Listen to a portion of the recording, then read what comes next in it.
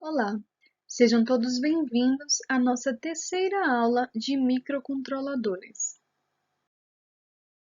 Antes de iniciarmos o conteúdo da aula de hoje, estarei respondendo os exercícios que foram propostos na aula anterior. Eram apenas 5 questões, entre elas está a primeira questão que diz: qual a arquitetura e a tecnologia utilizada no microcontrolador AVR? A arquitetura é a arquitetura de Harvard e a tecnologia é RISC. Tudo bem? Na segunda questão está o que ocorre no ciclo de máquina. Como podemos ver, como vimos no nosso resumo da aula anterior, no ciclo de máquina ocorre a busca, ou seja, ele vai procurar qual é a próxima instrução, decodificação, que é a tradução para a máquina do que se trata a instrução, a execução dessa instrução e a gravação. A terceira questão é: o que é MIPS? Como vimos, são milhões de instruções por segundo. Tudo bem? Quarta questão: qual é a função dos elementos que compõem a estrutura básica de um microcontrolador? Nesta questão, não basta apenas dizer quais são os elementos, mas também dizer para que eles servem, né? Qual é a função deles. Tem a UCP, que é o processador que coordena a operação do sistema, as memórias, que são responsáveis por receber as informações que coordenarão a operação do processador, e os periféricos, que são utilizados para interagir com o meio externo. Essa está bem claro para todo mundo, assim espero, né? A quinta questão é: quais os terminais que fazem a interface entre o microcontrolador e o meio externo? É o pino de alimentação, reset, periférico de entrada e saída e o clock. Tudo bem? Agora vamos iniciar o conteúdo da aula de hoje, a aula 3. Na aula de hoje estudaremos a respeito do Arduino. Então, o que seria o Arduino, né?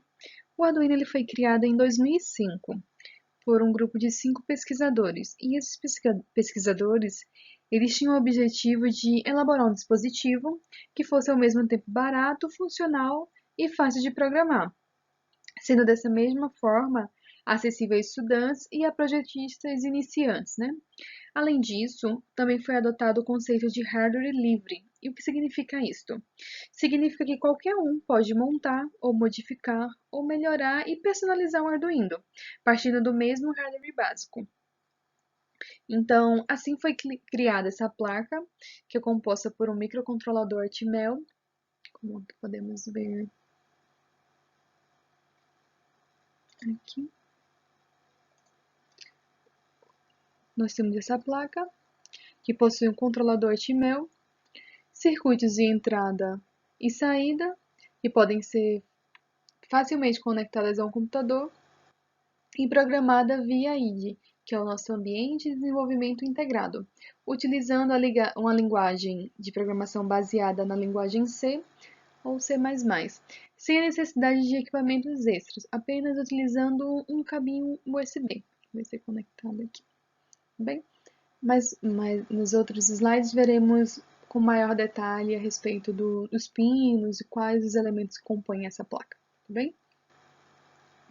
E esse microcontrolador Arduino, depois que ele é programado, ele pode ser utilizado de forma independente, ou seja, você pode programar ele e depois colocar para controlar um robô, ou uma lixeira, um ventilador, ou até mesmo as luzes da casa, ou a temperatura de um ar-condicionado. Também pode utilizar como aparelho de medição ou qualquer outro projeto que vinha à mente, entendeu? Existem diversos modelos de Arduinos. O tipo de placa que você vai utilizar, ou seja, que vai ser utilizado, depende muito do projeto que vai ser desenvolvido e do número de portas que é necessário para esse projeto. As opções mais comuns do Arduino são o Arduino Uno, que tem 14 portas digitais e 6 analógicas, o Arduino Mega, que é um controlador, que é um microcontrolador que tem o ATmega 2560 e tem 54 portas digitais, e também tem um Arduino Dui, que é baseado no processador ARM, que tem 32 bits e 512 KB de memória. Então, qual Arduino eu vou utilizar, né? O Arduino depende da aplicação, mas no momento daremos ênfase a esse Arduino Uno. Agora podemos ver aqui a nossa placa de Arduino e o que compõe esta placa, né? Na placa do Arduino Uno, possuem esses pinos, 14 pinos de entrada e saída, dependendo de como vamos configurá-los. E dentre esses 14 pinos, que podem ser configurados como entrada ou como saída, existem 6 pinos que são de PWM. Podemos ver aqui no pino 3, 5, 6, 9, 10 e 11, que eles possuem um sinalzinho de como se fosse um tio na frente do número. E isto representa que o meu pino, ele é de PWM, tudo bem? E esses pinos, eles aceitam uma corrente máxima, suportam uma corrente máxima, né, de até 40 mA no pino. Também temos na nossa placa um LED, que ele é ligado ao pino 13, para informar que esse pino foi acionado. Tudo bem? Então, exclusivamente para esse pino 13, toda vez que eu acionar esse pino, o LED irá acender. Também temos nessa placa um LED que indica que a placa está energizada. Que é esse LED aqui de ON, para dizer que ela está ligada ou não. Também possuem dois LEDs para comunicação serial, onde é de transmissão e recepção de dados. O nosso microcontrolador, que é o Atmega 328, e também temos nesse Arduino Uno 6 pinos de entradas analógicas. Podemos ver aqui que ele pode ser utilizado apenas como entrada analógica. Como vimos nos pinos anteriores, os 14 aqui, eles podem ser configurados como entrada ou saída. Já nesse caso aqui não, eles são apenas pinos de entradas analógicas. O que eu poderia ligar na minha entrada analógica? Por exemplo, o meu potenciômetro, o meu joystick. Como a gente já conversou bastante sobre isso e iremos ver algumas aplicações no futuro em relação a isso. Também temos os nossos 3 pinos aqui de alimentação, né? Que é um pino que pode fornecer para tipo, ligar alguma coisa externa, algum elemento externo. 3,3 volts ou 5 volts ou 1 terra, que é o GND. Normalmente não aconselhamos sobrecarregar esses pinos aqui alimentando, por exemplo, servomotores, e sim aconselhamos colocar uma fonte externa, mas eles também podem ser utilizados como uma alimentação externa, desde que não sobrecarregue, ou seja, que você não coloque muitos elementos ligados a essa porta. Então, o ideal é que sempre que eu precisar ligar servos ou algum outro elemento externo que solicite bastante corrente para o meu circuito, eu não ligarei nessas portas, tudo bem? Mas elas existem e podem ser utilizadas em alguns casos. Temos o nosso cristal de clock, ou seja, é o nosso piezo, né? Que ele funciona a 16 MHz, a frequência dele. Temos também o nosso botão de reset para resetar a placa. E o Arduino ele pode ser alimentado de duas formas. Pode ser alimentado tanto pela porta USB, quando eu conecto o meu Arduino ao computador, com comunicação serial com o PC, aí vai fornecer uma alimentação de 5 volts contínua para o meu Arduino, ou também pode ser pela fonte externa e de 7 a 12 volts contínuo, tudo bem? E como é a estrutura, né, de um programa em Arduino? Vimos que é bastante fácil de programar um Arduino, mas como seria essa estrutura básica, né, inicial, para a gente conseguir programar? Primeiro teremos o setup, que é nessa parte do programa você vai configurar as opções iniciais do seu programa, ou seja, os valores iniciais de uma variável, se uma porta será utilizada como entrada ou como saída, mensagem ao usuário. Como os vimos no Arduino, na imagem anterior, existem alguns pinos do Arduino que eles podem ser configurados tanto como entrada, tanto quanto saída. Vai ser nessa parte do programa que vamos definir se aquele pino ele é de entrada ou ele é de saída. Tudo bem? A respeito do loop. No loop, o programa repete uma estrutura de comando de forma contínua ou até um comando de parar, seja enviado para o Arduino, ou seja, ele vai ficar repetindo aquela rotina até que eu mande parar, tudo bem? Agora falaremos um pouco a respeito do ambiente de programação, né? Vimos que o Arduino ele é bastante simples de programar, vimos a estrutura básica desse Arduino, e agora onde é que eu crio as minhas rotinas, onde é que eu crio o meu programa do Arduino? E estaremos utilizando esse ambiente de programação oficial do Arduino, que pode ser baixado através desse link gratuitamente, deixarei disponível para vocês no portal. E como funciona, né? Como é que eu faço para programar nesse ambiente aqui? Vamos primeiro falar a respeito dos botões que temos nesse ambiente. O primeiro botão que temos é um botão aqui de verificar. O que é que ele faz? Ele compila e aprova o código, ou seja, eu vou escrever meu código aqui e ele vai verificar se tem erros de sintaxe, ou seja, se tem algum ponto e vírgula faltando, algum parênteses faltando, se tem algo errado no meu código.